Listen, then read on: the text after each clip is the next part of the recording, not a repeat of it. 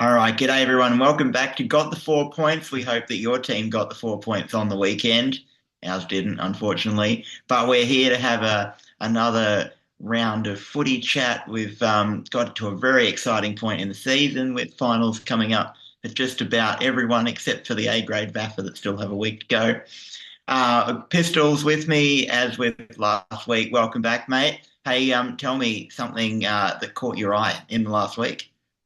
Something that caught my eye. Look, I'm going to have to go for VAFA Premier B. I Yeah. think we said last week the relegation battle for Caulfield Bowie. We said that it was going to be hard for Caulfield to get a win and make up 4%. Well, what caught my eye is that they managed to do it. And I'm sure we'll get into that a little bit further in the show. But that's the one thing that when I saw that, it certainly raised my eyebrows. But what about you? What caught your eye over the weekend of footy? Oh, look, Pistol, the main thing that caught my eye, we love a close finals result.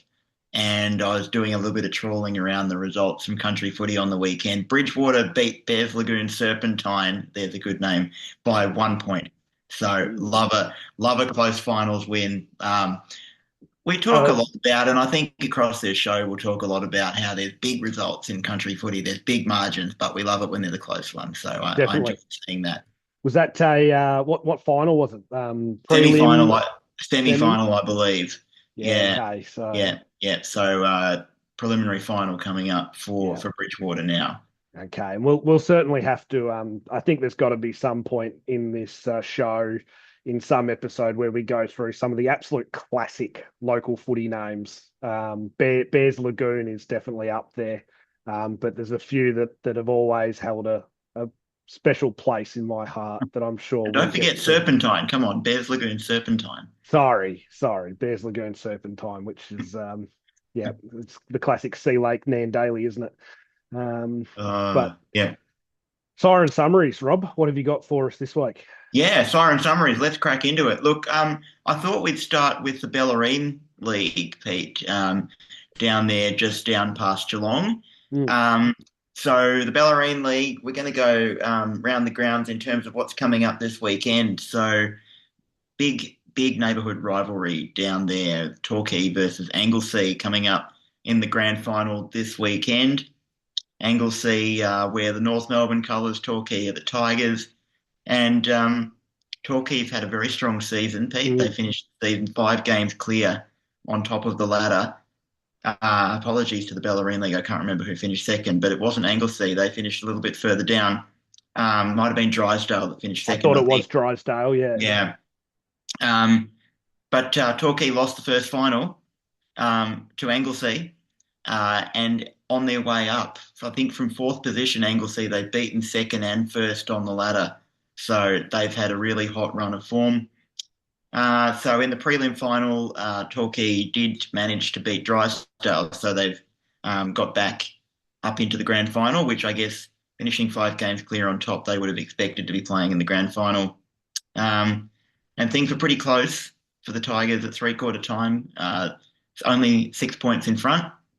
Um, I don't know whether there was a wind involved down there at Leopold where they were playing that game. It was pretty windy all around Victoria last weekend. I think every game on the weekend was a windy game, wasn't it?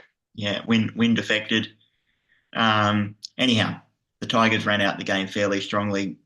Well, they kicked 3 goals, 9, but that was enough for them to get the job done. So, down in the Bellarine League, a pretty big game down there for Anglesea against Torquay in the big dance.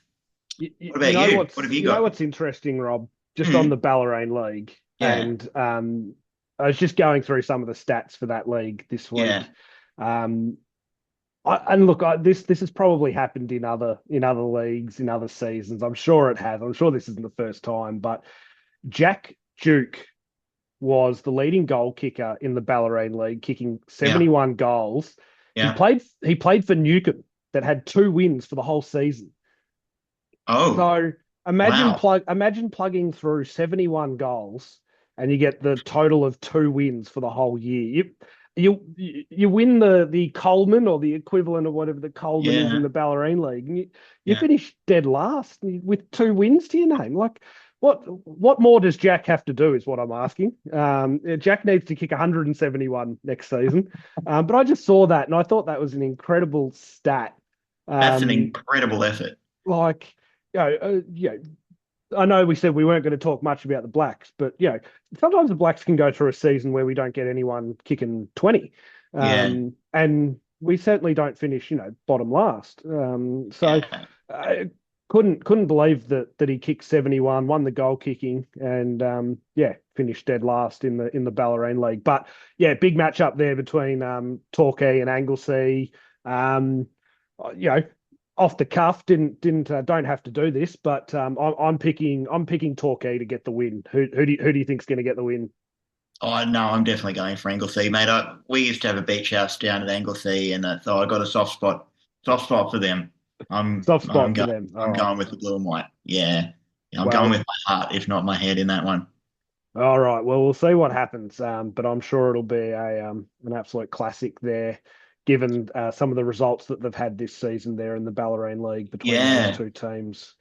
mate, Um, I'd love to know. I'd love to know what percentage of Newcomb's goals were kicked by what was his name? Jack Duke. Jack Duke. Can If we also anyone, just if say anybody what watching a this name? knows, if anybody watching this knows, we've got a new Gmail, got the 4 points at gmail.com. Send us an email and let us know. I want to know what percentage of goals he Yeah, kicked for the club. we might That have to that would be we an might have to do interesting that. stat. We might have to And see. yeah, I reckon that would be really fascinating. And you said, what does he need to do? Maybe kick 171 goals. I reckon he probably just needs some help. Maybe, but yeah, and also credit what a name, Jack Duke. Yeah, That that is a good is that's a great name. yeah. I wonder what his nickname is. If anyone there at Newcomb is watching this episode, let us know what his nickname is as well. It got the Well, if he's four the key points. forward, it's got to be Jukes, right? Well, see, that's the thing. I think footy clubs are more creative than that. So Okay, I, you're right. I, if anything, it'd be like Golden Fist, just to be the complete opposite. Um, because we certainly know that footy clubs don't hold normal nicknames to any sort of standards. So, but Rob, Yeah. in terms of Siren summaries, I was looking at the Ballarat League.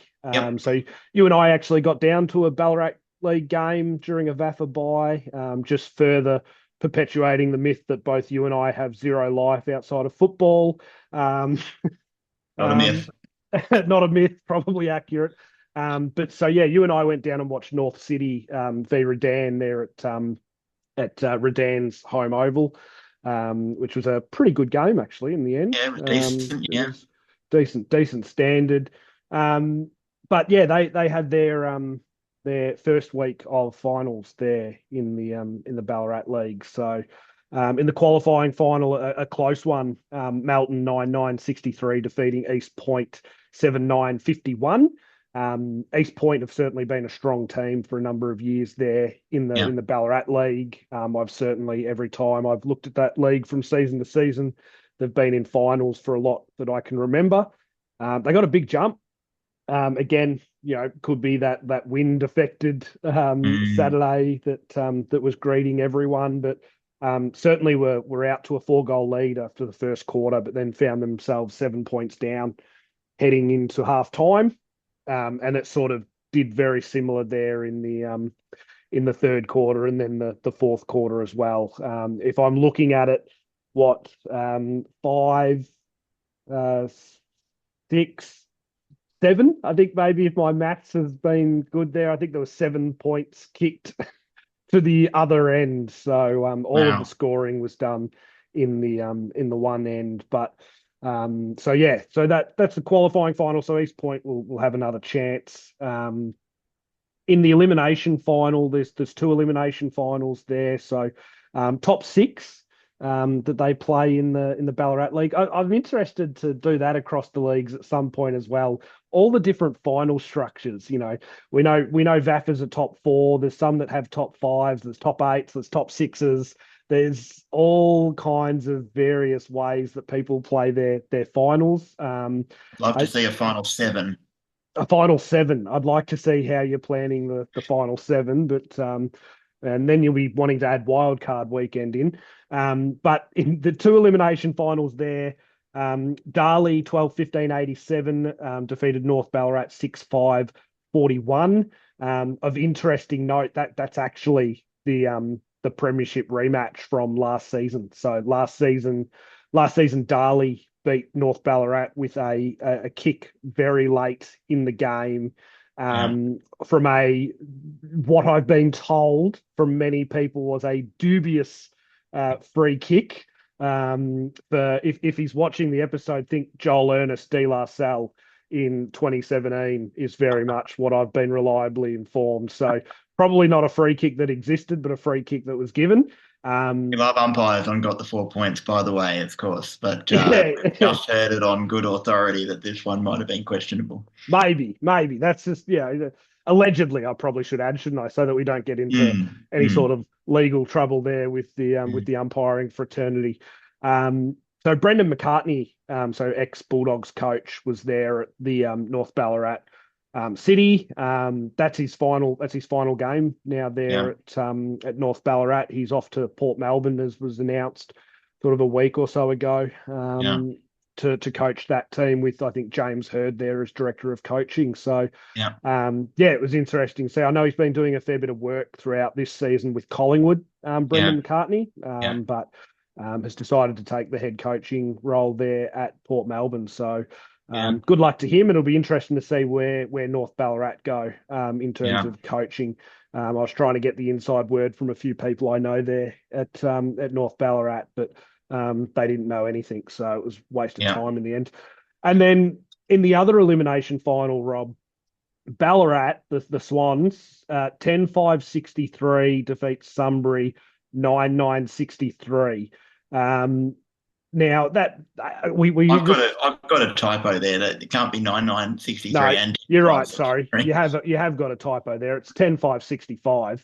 Yeah, Ballarat to Sunbury 9-9-63. yeah. Good to see I read the run sheet just word for word. Um, but Because you trust we me. we said exactly. We said before how much we like a close game. Well, Yeah. up to three-quarter time, Rob, it wasn't really a close game. Hmm. So Sunbury got the jump early again, wind affected. So we're leading by about 4 goals again at quarter Yeah, time. yeah, Managed to hold probably about a 20 odd point lead going into halftime. yeah, Um, and then we're 6 goals up at the end of the third quarter. And to me, I sort of think no matter what the wind is doing at that point, 6 goals up, Sunbury are going to throw all 18 and maybe a couple of water boys and the runner behind the ball to clog up space. And it's going to be really tough for Ballarat to do anything. park the Um, bus. Park the bus, Jose Mourinho style. Amazingly, Ballarat went out in that last quarter. And geez, I must admit, I'm not sure who the coach is there at Ballarat. So if someone knows who the coach is, please let us know. And also tell us what the hell he said at three-quarter time, because they Yeah, went out and kicked 7 goals to 1 to win that game by 2 points, which was just insane. That was, it was probably a close second to what caught my eye between yeah, the Bowie Caulfield one, because kicking 7 goals to 1, even if it is wind affected, yeah, um, because we know how hard it can be, even with the wind, to kick yeah, goals. yeah, Because as we saw for the Blacks on the weekend, balls spraying everywhere. I think you were yeah, talking about Torquay got the job done, but they kicked 3-9 yeah, in their quarter in the Bellarine League. So yeah, even though you've got the wind, it's still hard to get them between the big sticks. yeah, So to kick 7 goals, 7 goals 3, it was yeah. That's in extraordinary. exact terms, Yeah, is crazy. yeah. And yeah, to get the win by 2 points, I'm sure there were some happy lads there at the Ballarat Swans, and I'm sure there were Oh, some yeah. absolute Oh, yeah. gutted players from Sunbury. Yeah, I can only imagine how gutted they probably were. yeah, Um, so they now go in and play East Point. So who they beat only a couple of weeks ago in round 18. So yeah, you sort of go from 36 points down at three-quarter time, thinking All right, what's the costume tomorrow for Silly Sunday into Mad Monday? Yeah, yeah, To thinking, oh, hang on, the guys that we're playing coming up, we beat yeah, a few weeks back yeah, in round 18. So yeah, I'm really interested to see what happens in the Ballarat League this weekend. So, um, yeah. what are your thoughts on the Ballarat League from the match we saw, but just generally knowing the league? Yeah, great summary. Look, yeah, I really enjoyed the game that we saw between Redan and the Roosters. I thought the quality was really good. Looked like a good mix of young players and seasoned older players in both clubs, and yeah, reasonably decent crowd there at the City Oval in Ballarat. Beautiful ground, by the way. Oh yeah, Um, that's another thing we should cover at some point. Some of the really nice ovals yeah, in country Victoria and around the suburbs of Melbourne too. yeah. No, I was very impressed. Pretty amazing start to the finals. I mean, uh, unless you're a Sunbury fan, that's a long drive. That's a long drive back down the Western Highway. It is. Um, when you've given up a 6 goal lead at three-quarter time, unfortunately Mm. for the Roos. But Pete, you and I love at the Uni Blacks being behind the goals in the last quarter. And this is what came to my mind. Like, we haven't had too many enormous last quarters at the Uni Blacks this year. No. But can you imagine being behind the goals as from about goal number three, I reckon? You Like, reckon? Three. when would you start getting excited about that? You're reeling in be nice to know the order of the goals, like whether Sunbury got the first one of the last quarter. But like, that feeling probably when the third or the fourth one went in and they're like, holy shit, we might actually be a chance here. Yeah, That'd that's a be really very good cool. point. That was a really Mm, good point. I mean, to be honest, sometimes being behind the goals, the first goal goes through and you're up and about and absolutely. you're Yeah. like this is great. But I Yeah. reckon by the third or fourth goal, I reckon it would have been like nearly shirts off moment. I reckon. I reckon there would have been two players and fans that would have been just whipping the shirt around. No, it's And I too cold reckon in Ballarat. You can't do that in Ballarat. It's too well, that's a cold. good point. It would have been bitterly cold to do that, and then I reckon by the time the seventh goal went through, I don't know, maybe storm the field. Like Delirium. I'm not sure. I'm not sure what they would have been doing. I must admit, is that something that other leagues do? Like the twos players and the fans getting behind the goals for the last quarter, or is that a VAFA thing? I Oh, that's a I good question. I've not seen it a lot in my time in the Bendigo Footy League for Yeah. Castlemaine. Yeah. Now, mind you, most of the time, the reserves games I was involved in, we were getting belted by 200 points. So we didn't have a great desire to stand out behind the goals in the ones game in the last quarter because we were still trying to tend to our misery that was our big defeat. But I'm interested if other leagues do that or if that is a real VAFA thing that is just grown out of some form of tradition that that Yeah. that now happens pretty much weekly. But Good I tell you, question. sometimes it's hard behind the goals, Rob, as you would well know. Sometimes it's a thankless task, and there's not a whole lot of action to stimulate you. But yeah, that's a really good point. I hadn't considered what it would have been like in a VAFA game, standing there behind the goals, watching your Yeah. team kick Kick seven in the seven. last to win it. Yeah. Yeah.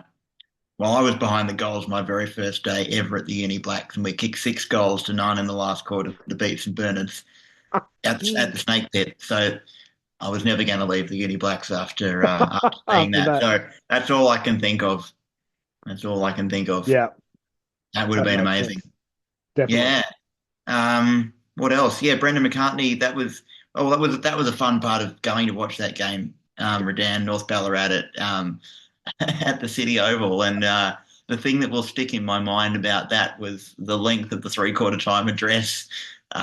So that was pretty funny. Like as you would be expecting, like we jumped the fence at three-quarter time to go and listen to the huddle because you're like, oh, here's an ex-AFL coach. We'll go and hear what they've got to say. And basically, all of the supporters had already got off the field because because the Redan players and the umpires were ready to go and calling for the ball to be thrown up to begin the final quarter. And And Brendan's like, no, just one more thing. This is really important. I got to say it.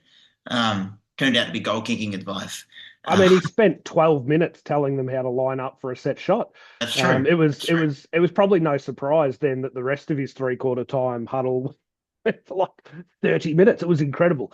Yeah, There was a long definitely that one. point where you could see the spectators that were out, listening in like you and I, doing the nervous look around, where you sort of like we sort We're of getting uncomfortable. like feeling Yeah, like we've maybe overstayed our welcome yeah, here.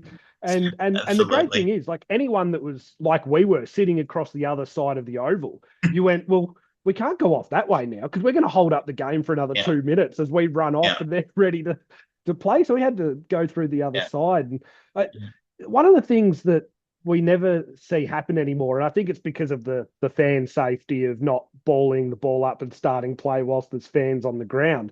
But for years, Rob, have never seen the classic, well, we're just going to throw the ball up, and if you're not ready to play, then yeah, so be it. But a yeah, nice, funny story for you. In under yeah, 18s football for Castlemaine, we were playing at the Camp Reserve and we were playing Kangaroo Flat. And we'd gone in for half time and then we'd come out after half time. And I don't know what Kangaroo Flat were doing in there. Maybe Brendan was giving a speech for Kangaroo Flat all of those years as well. But that not no one to be seen. And the great thing about a halftime um, break is that normally there's not a lot of fans out on the ground because yeah, they're not out actually listening to the coach yeah, talk on the ground. And so there was only sort of a few stragglers that sort of the umpires, we're also talking, maybe 12 odd years ago now. The umpires probably also weren't that concerned. So they just balled it up. And I think it took us a worryingly amount of a long time to get the ball out of the middle because I think we had the ruckman and three centre mids going, "Give me the ball," and there was a little bit of infighting. The worst part was we were kicking to the end where the change rooms are. yeah, yeah, So Kangaroo Flat came out and basically it already installed Pagan's, not Pagan, that Terry Wallace's flood, um, yeah.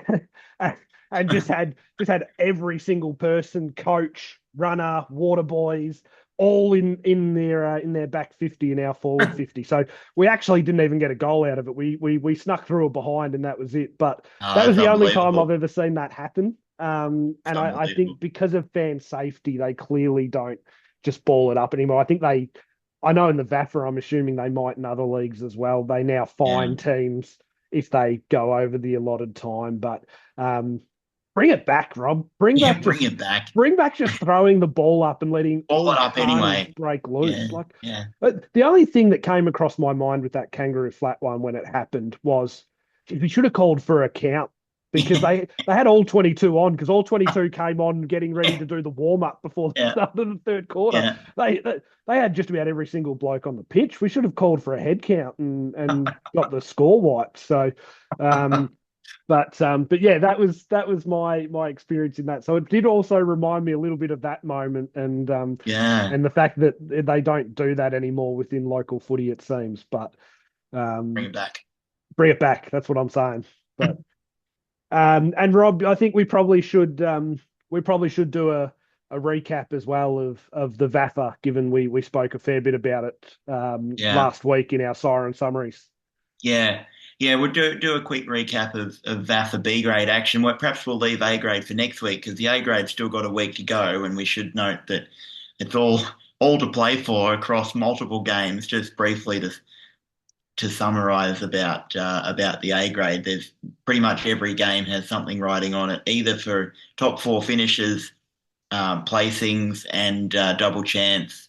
And at the bottom end of the ladder, the bottom four teams, oh no, that's the three of the bottom four teams are still in the relegation battle.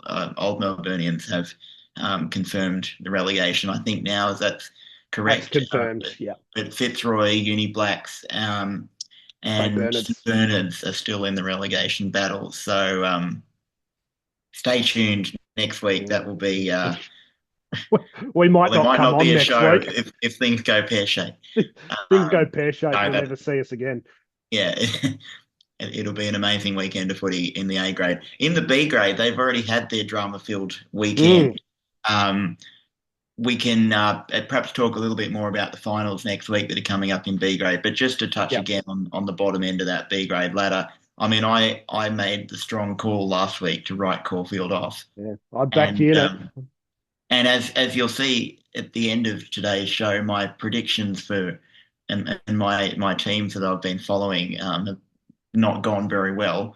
Um, So, yes, I wrote Caulfield off. They had to make up a game and 4% on Bo Morris, and Mm. by God, they did. As you already said at the top of the show, Mm. Caulfield beat Camberwell, old Camberwell, in their first season up in B grade for a while by 53 points, 16-10-106 to 7-11-53. Pistol, that's the first time they'd kicked more than 100 points all season. Wow. So that's What a very time to do impressive. it. What a time to do it. Um, yeah, there's going Uh, to be a lot of other clubs looking at how they managed to avoid relegation by playing their best game of the season. Camberwell finished mid-table, so they weren't playing a bottom side either. yeah. They went out and kicked a massive score on a Mm. windy day, same Yep. conditions as everybody else, 16, 26 scoring shots. They had 18, so a really big win for them. Do we feel did Camberwell have anything to play for? Did they I put the queue don't in the believe rack so. maybe? I don't Like believe so. you've got Uh, to wonder when a team sitting mid-table can't be relegated, can't make finals, whether they yeah, just sort yeah, of go, thanks for the year, lads, and we'll see yeah, you. We'll see you in yeah, 2025. But that's yeah, not to take anything away from Caulfield, who clearly had come to play and yeah, obviously knew what they needed to do and yeah. got it done.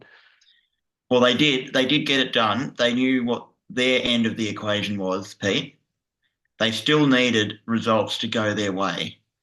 And Bo Morris, on the flip side of the coin, they had to give up a game and 4%, and they did. So Bowie lost to Old Trinity. Now we should note that Old Trinity are in the top two. So very strong team. Mm. Um, and so they lost 10-7, 67 Bowie to Old Trinity 16-13, 109. Um, yes, You know what's surprising about that result as well? many And things are, but well, yeah, yes, yes, you're right. But and I get it was a wind affected game, but at 3/4 time, Bowie were down by 2 points. yeah, Bowie were yeah, down by 2 points at 3/4 time. Bowie were thinking, well, there's no way that Caulfield are going to make up 4% just by winning by 100 plus points. yeah, We're probably laughing here, and then they give up what 7 goals. yeah, That numbers obviously pretty popular within teams. yes, Ballarat kicking yeah, 7 and Old Trinity yeah, kicking 7 in the last quarter. yeah, Yeah, they kicked seven goals to put Bowie to the sword and make it a possibility that they could go down, and yeah. Caulfield played their part, and in the end, correct me if I'm wrong, but it was about like nearly 2% that Caulfield stayed up by. So they They had a got it done handsomely. they had a massive swing. They probably could have held back a little bit, probably not Had gone quite as percentage to hard. spare. But the other thing, Rob, and again, yeah, this is what I love about doing this show with you is we very much don't know the inner workings of what's happened in a lot of this stuff. This is just we're just making it up on the spot and from what we can see. But Bowie, like every other match in VAFA, um, played at 2 o'clock. So yeah, we Yeah, played Fitzroy starting yeah, at 2 o'clock. yeah. Caulfield played Old Camberwell starting at 2:50 p.m. So 50 minutes later, Oh, Caulfield start. Now I don't know. There could have been a oh. reasoning behind that. There could have been a valid reason behind starting 50 Mm, minutes later. I mm, wonder, did Caulfield go, we want to know what we've got to do. Let's push this mm. back to 250. And, and then probably what around 250, 50 minutes, maybe close to half time, Caulfield would have had a really good understanding that Bowie have lost by this much. Yeah, This is what we now need to win by. Yeah. I don't know if there's anything in that, but if you look at the fixture, it Yeah. says Glen Huntley Park, Caulfield v Old Camberwell, 2:50 p.m. So That's some very good investigative work by you. Yes, I didn't pick up on that, and I wonder if there'll be a few mutterings down at Banksia Street about that one down at Beaumaris. That's an interesting one. I mean, I know that it's quite a big thing. For example, in the Premier League in the UK, that they play the all at final the same time. games at the same time, and they don't want people to be strategizing about how they might avoid relegation or play for a top spot. Not that Man City give that up ever, but um, or at the relegation end, they don't want people gaming. How they're gonna work the strategies. And Mm. really, Yeah. you would think that that should work the same in the VAFA and Well, um, look, as we said, we'll put the big allegedly sticker on it and say, look, we don't know. There could have been a valid reasoning for that, but could have been a convenient change but room flood or something. Who um, knows? but but yeah, I thought that was very interesting. I believe the Blacks will now be playing Saturday night at 7:30 p.m. just to see what results are before we have to play our uni derby against the Blues. Just not the valid reasoning, but we just want to see what that looks like. But yeah, I don't know. I'm intrigued by that. I'd like to ask some questions, or if anyone knows, I know we've probably being VAFA people now. We've probably got a lot more that watch this that are VAFA people. Mm, Um, if anyone has any murmurings or whisperings as to why that was, let me know. yeah, I'm sure there's a valid reason, but it just caught my eye. So good anyway, one. Very yeah, interesting. yeah. Yeah. Which in honesty, Rob, that could have been our footy fire starter. So we could have thrown that in and been like, what the hell's going on here? But the fact of the matter is, we also don't know what's going on there. So, but I'm interested in today's footy fire starter for this episode. Yep. Um, I, you and I have been involved in country footy, local footy, across regional Victoria. But of course, for the last 10 odd years, we've also been involved with the Uni Blacks in the VAFA. The VAFA is an amateur league, so there's no player payments. I'm really intrigued compared to, say, regional footy where there is player payments, sort of what your view of player payments and salary in local football is. What are the positives and negatives you can see from this model? I'm really intrigued by what you're seeing when it comes to player payments and salary in local footy. Yeah, it's a great question, and it's a big topic. It's a topic probably to be fleshed out over the life of this podcast in many ways because True. I can't see I can't see player payments. I'm going to say player payments at some point. I just know it. So there, I'll get it out of the way. I can see salaries sticking around in local footy, and we should Mm. also say that it's not just country footy; it's also Yep. suburban Metro. Yep. suburban metro footy as well. Many Yep. many Very leagues. true. Um, Look, I think my gut response to the question is that I suspect that player payments are causing a lot of trouble. Yeah. Insofar as it enables the wealthier clubs to attract stronger players, and it enables those clubs to hang on to stronger players longer. And I suspect that it gives rise to situations like we see in the Bendigo League, where those central Bendigo clubs are able to retain and attract clearly talent that Mm. keeps them at the top of the ladder at the Yep. expense of clubs like Kyneton, Maryborough, Castlemaine. Mm. And that's true all around the place. So my gut feel is that it's an issue, but there's definitely some positives as well. Oh, definitely. So it's a really good avenue for people in the country. And I suppose I want to focus mostly on the country, even though we've identified Metro Mm. as well, because job opportunities in the country are pretty limited Yep. compared to the city. Mm. Um, and I remember growing up that when mates of mine started to get paid to play footy, I was never that good, no way. But the rumor was going around, so and so's getting paid a bit at such and such a club to play. It was a really big deal because it's really important income to Mm. some of those young people. Yep. And it's really important income for them to maybe go towards buying their first house, maybe going towards paying for them to go to university. Maybe it's helping them buy a car or do their Mm. driving lessons when they're young kids. And maybe when they're older, it's also money that's incentivizing people to stay around the regions. Yeah.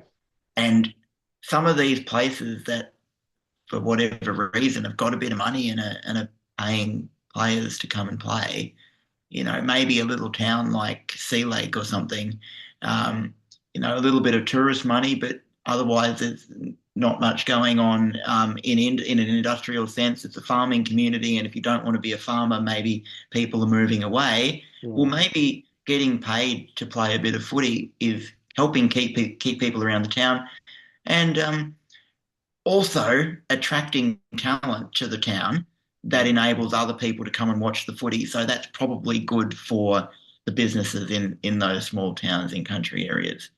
So I guess that for mine, that's some of the pros and cons that I see. What about you? Yeah, look, I'm really conflicted by this because I see it very similar to you. But I like, I love that VAFA environment of no one's getting paid. Everyone's there for, I wouldn't say the right reasons because I don't think people that take money to play football are doing it for the wrong reasons. I think Yeah, you've outlined really good reasons why people would take money to play local footy. But certainly, I like that fact that there's no sort of innuendo of what's the star ruckman on or what's the star full forward on in the VAFA because you know that they're on $0. But yeah, in saying that, that doesn't mean that we don't have a currency that VAFA clubs use to yeah, encourage people to come play for us, and that's opportunities within the industry that they want to work in. It's networking. It's yeah, helping them set them up for the next part of their life. And I suppose in a way that's very much what a local, footy club is doing. But like you said, some of those challenges is as well, they don't have access to those industries or networking opportunities. And so the way they help them set up for the future of their life is through the payment of money. So, yeah, um, so I sort of see it both ways. There was an ABC article that was written earlier this year about player payments, which we might maybe on our Instagram for Got the 4 Points, we might share that article for people to go and have a read. yeah, It was a really interesting look at sort of both sides of the coin. mm, I suppose the other thing I look at as well is that, and we mentioned it in episode 1 last week with Kyneton a fair bit and Maryborough as well, is that sustainability of the club. yeah, Like if you're having to fork out 100K every year to keep your club sustained, like to keep yeah, your club going. Just wonder what the sustainability of that is. And are we setting yeah, them up for failure? yeah, The ABC article really spoke about there was a club official from Gisborne talking about just scrapping player payments altogether across football, which a part of me goes, well, yeah, I mean, Gisborne, it's a big enough town, really yeah, close access to Melbourne. Like, of course, they're not going to care too much if you scrap player payments, but what's your Corowa Rutherglen going to do yeah, if they can't convince people to come out and pay because they're this far away from yeah, Melbourne, and yeah, there's not a huge thriving local industry that they might be able yeah, to tap into, yeah, things like that where I sort of go, that's really challenging, and so I can understand yeah, why payments are sort of necessary to help that, and why for some they're probably the lifeblood of keeping the town going, because we know that yeah, for some of those smaller locations, the footy club is sort of the community. yeah, And so but I do just wonder whether there needs to be a bit more tightening of what that looks like, more so from a club sustainability Yeah. piece. I would hate to think that clubs are out spending this type of money just to remain a viable club. Yeah. Because my feeling there is that if that money pot runs dry, what happens then? Yeah. Um, Yeah. and where do you go from there? So Yeah. yeah, it's Well, one we've of all those heard ones. stories of that happening. We We've have. all we know stories of that happening. I mean, I remember as a kid watching Newstead play in a grand final against Denali, Mm, and in that in the previous several years, Denali had been one of the bottom teams. yep. They'd brought quite a bit of money in, and they'd attracted some players from the Northern Territory who they were Yep. flying down to Melbourne That's right. and then driving all the way up to Denali. That's at least a 3 hour drive, I would imagine, every Saturday, plus a 3 hour flight from the Northern Territory. And I mean, it worked wonders. They were brilliant players. Robbie Armat and Daniel Motlop, I think, were amongst them. Wow. Wonderful players, Yeah. and they lifted the standard of that team unbelievably. They made the grand final, but I can't remember whether it was the following season or the one after. But the money pot ran dry, and those players weren't coming anymore. Yeah. The club was back to relying on its homegrown talent, some of which was being siphoned off to go and play in Mm, other clubs, probably for money elsewhere. yep. And the club spent quite a bit of time back down towards the bottom half of the ladder again. And Yeah. I know there's lots of stories of people being flown in from Gold Coast and all over Australia, really, to come and play country footy. And I look environmentally and ethically and in a town sustainability sense, I can't imagine that flying people in from the Northern Territory to a little town like Denali really does anything in the long term No. for the club. Plus, as I said, I don't think it's the right thing to be flying people around the country for Yeah. country football. Um, Agreed. yeah, Yeah. I think Castlemaine reserves were actively trying to fly me out of games. Not they were never trying to fly me in from any locations, but they were certainly pretty happy to, do you want to trip up to the Gold Coast, Pete? Then we could pick someone that actually can win the ball. Um, well, that's a separate issue. That's payments for non-playing. Um, Funnily enough, I did sign a contract for Castlemaine off the outside of my under 18 year. yeah, I was I was actually not amazing, but I was an okay junior. I'd won a best and fairest in junior years, and I think they thought I was actually going to be okay. So the first year out of under 18s, they signed me up for a contract, which was what $50 for a senior game. yeah. I didn't play any. Played the whole year in the twos, and I think they learnt pretty early on that I was probably definitely a twos player from there on in. I reckon I made the emergency list for the seniors once, which I was pretty stoked about, and that was good enough for me. And then I just prayed everyone was healthy and I didn't get a call up. But yeah, I reckon they would have been happy to pay another club for me to play for them. Such was my Send ability. you out But on loan. yeah, exactly. But we might revisit this one down the Yeah, track at some point as well, because I think you're right. Like it also links in heavily, I think, with the player point system, yeah, which we're not going to get into in this episode because how I looked at the spreadsheet thing that yeah. determines what your player points are and what you get an extra point for.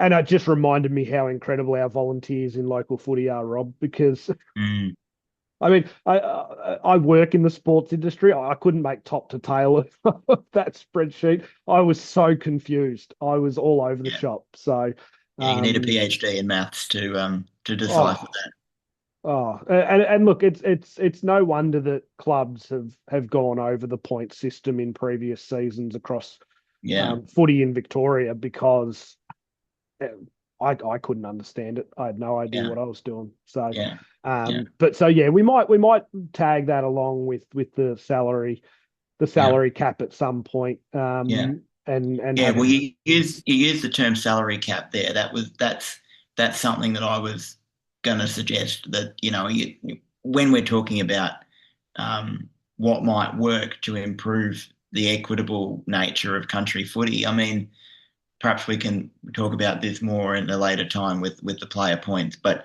at the moment, country football and local football in general is relying on player points. And you'd have They, to say, looking across most of, not all, but most of the leagues where there are still pretty wide margins, and mm, more, there can be wide margins, but not a consistent recycling of yeah, teams spending their time at the bottom of the ladder and yeah, then coming back up to finals. You'd have to suggest that that's not really working. mm. And given that I think for all the reasons I outlined earlier that salaries aren't going anywhere, um, maybe it's time to consider actually capping the salaries. Now that might need to be I done think they differently do. in different places. They do they? I think salary cap's already in for Okay. metro and regional football. I believe it's based off, like a Bendigo league, because it's a major league or whatever they call it, Yeah. has a slightly higher salary cap than say Oh, a district league. I believe that's in. I'm sure if we're wrong, people will correct us. So yeah. please, let us know if we are wrong. But I believe the salary cap's already in. But I'd be intrigued to know if anyone does know what the differences are in Yeah. those salary caps, and whether they're, I suppose, a staple across the league. Like Yeah. Bendigo Footy League, the salary cap is 100,000 regardless of the team, Yeah. because then I think you just got the same issues, don't you? Yeah. In that, Yeah. your clubs that are really well resourced, like your Sandhurst, your Golden Squares, that have some Yeah. things going for them other than just we can pay you, are always going to compete more than the Maryborough Castlemaine, where Yeah. they're relying a bit more on those player payments. So, I'm not sure about. I'm pretty confident salary caps are in, but I'm not sure Mm. about whether there's fluctuations between Yeah. clubs, like Yeah. whether Maryborough gets a higher salary cap because they're struggling, and there's Yeah. the acknowledgement that they need to maybe get some more talent in to be Yeah. competitive. But Yeah. then the flip side of that is the clubs like that have the capital to be able to invest into that. Well, that's it. Yeah. That's probably the other coin, side of the coin. So, Yeah. we might tackle that a little bit more in future episodes in the Footy Firestarter, and Yeah. Yeah. I think I'm seeing a lot of leagues that are finding both the salary cap and the point system not being conducive to what I think they were brought in for, or Yeah. to your point, not seeing the impact of it. Yeah. Yes, we've brought in this system, and the same team that dominated 10 years ago is Yeah. still dominating today. So, Yeah. Yeah. Yeah. but equalisation is very hard in local footy when there's really no rigor or structure around Mm. what that can look like. Yeah. AFL can do equalisation a little bit easier because they control and run the league, and Yeah. draft picks and things like Yeah. that. So, Yeah. there's no such thing as draft picks in local footy, so you can sort of go wherever you want, and so that Yeah. makes it difficult to Yeah. make equalisation a reality. So, Yeah. yeah. So we'll see. I suppose we'll see how much we discuss that, because, I think that's something that's being spoken about a lot within a lot of league circles now. Yeah. Yeah. But Nice. All right. Now, last week we decided that we wanted to start a Paddock Premiership segment in terms of following up teams or keeping an eye on teams we were particularly interested across the course of a season. And well, we're pretty much at the end of that season.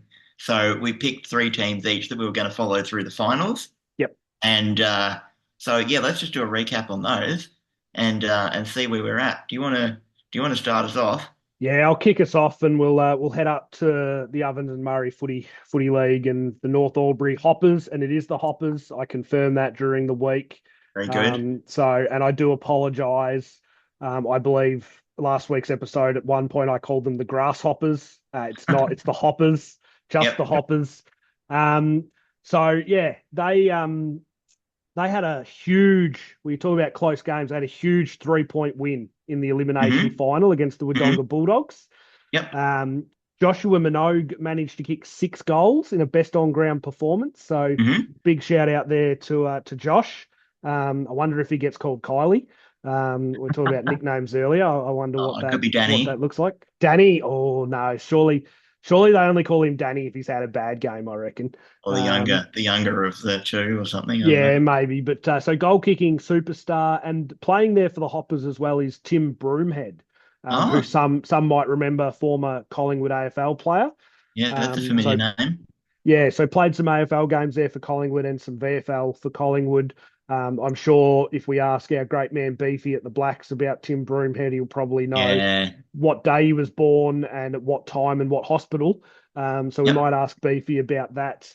Um, and this week coming, they're now playing the Wangaratta Magpies, Hmm. um, who the Hoppers beat them by 10 points in round Hmm. two, and lost by 3 points in round 11. So they've split Hmm. their matches 1-1 this year. Yep. So yeah, North Albury Hoppers going up against Wang Magpies this weekend. So I'm feeling good. I don't know why the Hoppers have won me over, and Yeah. Okay. I Okay. feel like the Hoppers are going to come from fourth and Yep. win it all, Yep. or Yep. they're going to make me look an absolute fool in next week's episode. So that's where we're at with the Hoppers. So we survive another week, and Yep. we go to Wangaratta, and we're going to knock off those awful Magpies. I'm sure they're not awful. I'm sure the Wang Magpies are lovely, lovely people, but they're up against All they're up magpie against teams are lovely. they're up against my Hoppers, and that's not going to fly. So That's enough for you. Yeah. roll us through your first one. Oh, well, my first one's going to be pretty quick. Uh, look, I was pretty excited about the Pimpinio Tigers. They had a big win against Laharam in Mm. the first final, and things were looking good. I thought I'd go with a bit of a smoky, a bit of a roughie. I But like it. yeah, didn't go to plan, didn't go to script for the Pimpinio Tigers. So Norajua Quantong, and also please let me know if I'm mispronouncing that horrendously. Um, Norajua Quantong won 15-17, 107 to 4-4-28. So big loss for Pimpinio, but Yeah. I think probably given their ladder position at the finish of the season, making it that far into the semi-final is a pretty good result. Mm. So well done, the Tigers. It's a great result. And funnily enough, one of my mates who lives Horsham Way was watching the episode and asked if we mentioned anything about Horsham. And I said, oh, we've got the Pimpinio Tigers. It's actually been 17 years since the Pimpinio Tigers have made finals. So I did not know that. That's very good neither knowledge. neither did I. So thank you for that knowledge provided, and also got to give a shout out in the Horsham District mini leagues. I'm Yep. pretty confident that there's a young tagger, up and coming tagger in the Horsham District mini leagues, goes by Hudson. I've been Yep. told a bit of a Cameron Ling, Ryan Crowley type Yep. tagger. And so look out for him. He'll probably be playing at the Pimpinio Tigers in 10 years' time, absolutely dominating the Awesome. best players Yeah. for the opposition. So That's great. look out for Hudson the tagger. But Amazing. Rob, we're going to the Omeo district for me now. I mentioned Omeo Benambra. They were in their grand final against Swifts Creek. I was pretty confident about this one. They'd had a really dominant year after having lost in the elimination final 2 seasons ago and then lost in the grand final to Swifts Creek last season. Hmm. So up against Swifts Creek again, they came out big winners, 76-point winners in the end. So huge Wow. result there for Omeo Benambra, and were pretty much involved in. I had a little look at the Facebook page there for the Omeo District Mm. Footy Netball League, and Omeo Benambra, they were in the twos. I think it's, well, I say it's the twos, but I think it's their under 16s. They go under 16 straight to seniors. Yeah. So Wow. if Big you jump. if your body hasn't developed, but by 17, good luck. And then they were in a fair bit of the netball too, Omeo Benambra. Yeah. So, Yeah. Yeah. and get this, so because I was doing a bit of stalking on the Facebook page, so Mm. Harry Wharf is awarded the best on ground medal for Omeo Benambra in that Yeah. game. Yeah. And unless I had the the wrong game, but I don't think I did because he was on the team list in the ones, but he didn't get in the best players for the team. So, so, so Wow. he's gone out and won the best on ground medal. And Omeo Benambra have gone, you know what, Harry, we've seen you do a little bit better than that. So you're actually not getting in our six best players. That's Um, hilarious. it's Surely that's a incredible. typo. I've Surely got that. who knows? Who knows? Maybe the umpires valued something about Harry's game that the team went, no, team first mentality, maybe, Yeah. I don't know, but that's one, maybe put that in the Caulfield list of we need to investigate what the hell's Yeah. happened there. Maybe Harry slipped the umpires some pies and Yeah. coke and That's said, give me some votes in the best on ground medal. yeah. There you go. That's very impressive. Or very strange. It is strange, isn't it? In fairness, I was reflecting on that, and I, as you have had the pleasure this season of umpiring a twos game as central Yeah. umpire for the Yeah. Blacks. If you asked me to pick who the best player was in the game I central umpired, my answer would be not a foggy because I had absolutely no idea, Rob. I was trying to do two things: A, not stuff up majorly, Yeah. and B, try and make a decision that I thought was accurate in the time, Yeah. as well as I could. Yeah. I did not have capacity to think who is playing well and getting a lot of the Yeah. ball. Yeah. So I must admit I do feel for the umpires, Yeah. because they're making so many decisions in the game, and then we just also go, by the way, best players for today? I don't know. Number 12, number 8, and number 6. I thought they were great. Yeah. So that's Omeo Benambra. So big win by them. Let's see what 2025 brings, whether they stay strong and keep that core together, Mm. or whether they potentially get some competition from some of the other teams that Yeah. rebuild and try and challenge for next season. Yeah. You had a good first pick there. That was nicely done. It was a bit of a slam dunk, I reckon. They looked home and hosed. That's the best way to gamble responsibly. Hey, let's go to the far northwest. Let's go from the far east to the far northwest, Pete. Love it. We're covering the caves here. Yeah. I want to take you up to the Irimple versus Imperials game. So I was pretty keen on following Mm. Irimple in the Sunraysia League because of their fantastic win over Wentworth. I think it was 2 points in the first final. They went up Yeah. against Imperials, who finished top of the ladder. Always going to be a tough game. And they've gone down Irimple, unfortunately. 8-8-56, they kicked to 10-8-68 Imperials. Imperials, pretty strong club. And Imperials, as a result of that win, will go through to the grand final. Yeah. And Irimple will get another chance against Wentworth. So the team they Okay. beat only a couple of Wow. weeks ago. But if we'd been behind the goals at Ballarat, we would have had a good time. And if we'd been behind the goals at Irimple, we also would have been having a pretty good time on the weekend. So the three-quarter time score, Imperials 10-7-67, Irimple's 4-5-29. Final score 10-8-68. So Imperials have kicked 1 point in the last quarter. Wow. Irimple 8-8-56. They've kicked 4 goals, 3. They couldn't quite get it done, but they've restricted the ladder leaders to a Mm. solitary point in the last quarter. That would have been an epic last quarter to watch as well. Would have been. Probably wind affected. But yes, very interesting to see that they had a real crack. I mean, they still fell 12 points short, but still they had a real crack at that in the last quarter, and would have been an exciting one to watch. It would have been. And you also wonder 4-3. I wonder if there were any out in the fulls as well. Because on a Yeah, on a win affected game, I feel like there needs to be another column on a win yeah, affected game, like yeah. 4-3-6.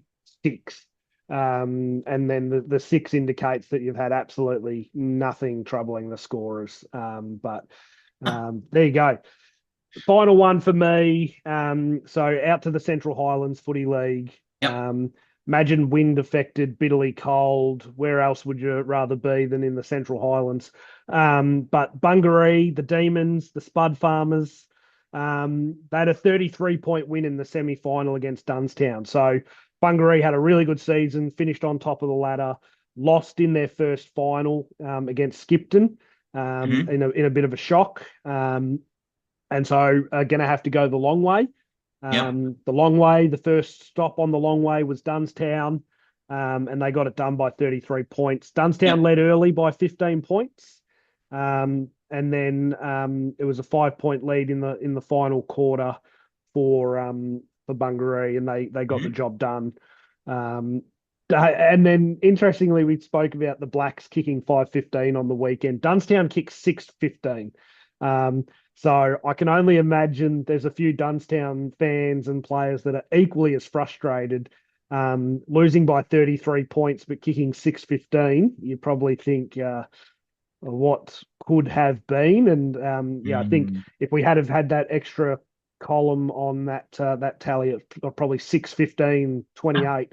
If you're kicking 6:15, if it's anything like the Blacks, I reckon ours was probably 5:15, 20. There was quite a few out in the fulls. But Bungaree now come up against Gordon, who were last year's premiers, in the Yeah. preliminary final. Yeah. But Bungaree beat them earlier in the year. And Yeah. it's one of those leagues where it's there's that many teams in the league that you actually don't play everyone twice. So I Oh, spent a fair bit of time trawling Play HQ trying to find the second time they played each other for the result you to didn't. see what happened, and ended up coming to the conclusion that I was on a wild goose chase, and I wasn't ever going to find what I was looking for. So yeah, Bungaree got the Chockies earlier in the year against them, or got the 4 points. Probably should put the tagline in there, shouldn't I? And it was pretty comfortable as well. So, but Yeah. finals are a different beast. But Yeah. I'm yeah, fingers crossed for my Bungaree Demons, and hopefully they can get themselves into a grand final. And who knows, it might be a grand final against Skipton if Skipton can win their prelim, and we might Yep. be able to get revenge from the earlier loss in finals. Yep. There we go. Very good, Pete. Um, so yes, you did mention the Uni Blacks there, and Blacks coach Dale Bauer did say on the weekend you don't win many games kicking 5 goals 15, nor 6 goals 15. But if you're a Wonthaggi Power fan, you can win a game kicking 6 goals 13,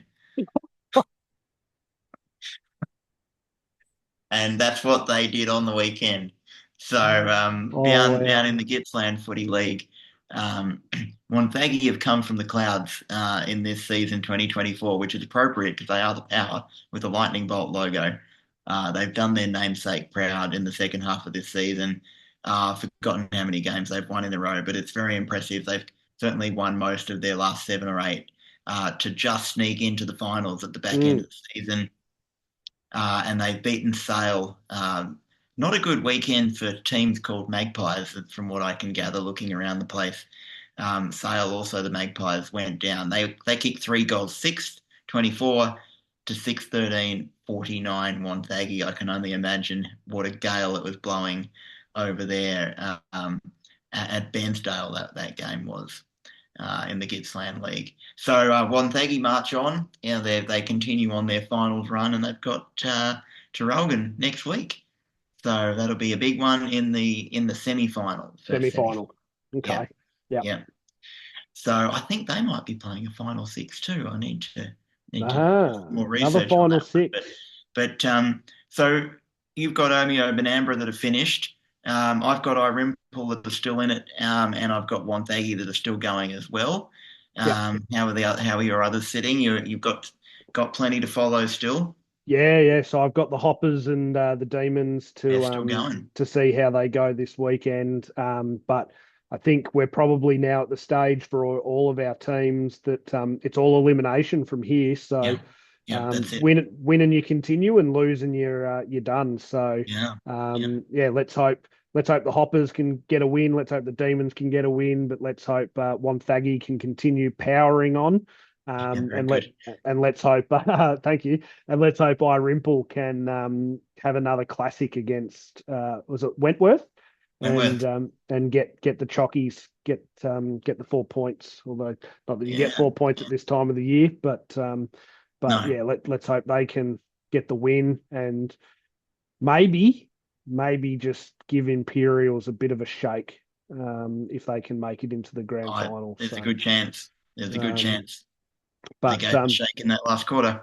definitely. But yeah, big credit to Omeo Benambra winning the grand final, and as we said, they might have got a little bit outclassed in that next final, Pimpinio, but huge credit to them as a club, making it to the finals after 17 years Yeah, is absolutely. a super effort. And you can imagine what the town would have been feeling like having made finals and then beating Laharam Yeah, that first week.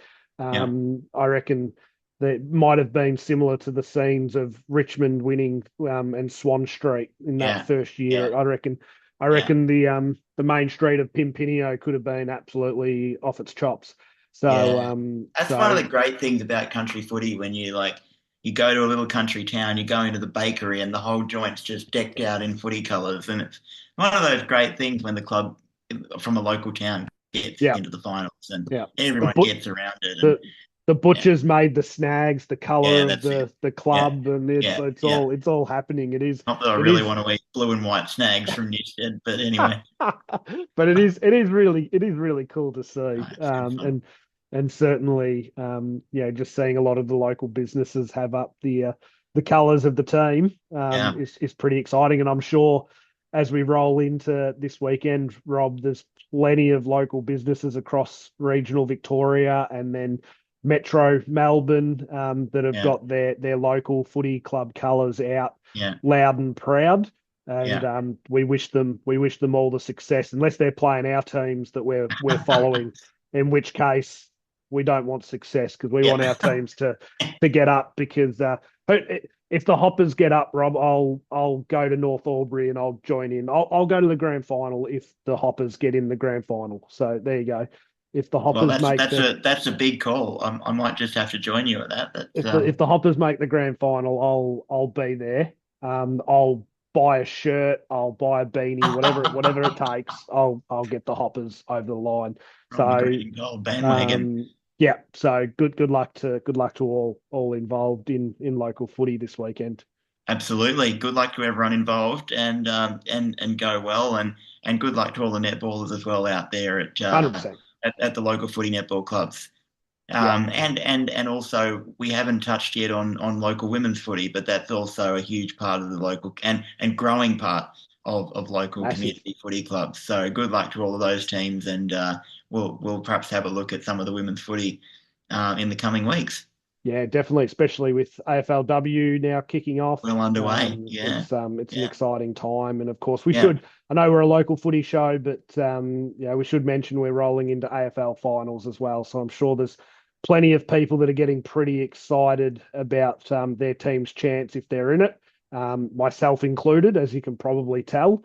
But it's an exciting time for footy in general when you've got finals being played across all of the different leagues and all of the different levels. So we'll certainly Yep. have to touch on the female leagues as well. And I know that the VAFA have had a lot of their female grand finals played, and I Yeah. believe we might have to cover it next week. But a pretty historic victory, I think, to Old Geelong, I believe, in one of the divisions there for the VAFA. Yeah, great. So yeah, it's a booming entity, female football, and Yeah. it's just incredible to see. So Yeah, there's absolutely. plenty to cover. So more episodes to come. Well, Pistol, I feel like this has been a fairly wind-affected last quarter here as well. We probably kicked 5 goals, 15 ourselves, but hey, at least we've gone and got the 4 points. So thanks for joining Cheers. us, and we'll I was gonna see say you I next week. felt like we put 7 on the board, Rob, but 5-15. All right, that's a fair assessment. No, thanks, Rob. And yeah, looking forward to future episodes and looking forward to the weekend of footy that awaits us. Up the Sounds Blacks. great. Up the Blacks. See you, mate. See you, mate.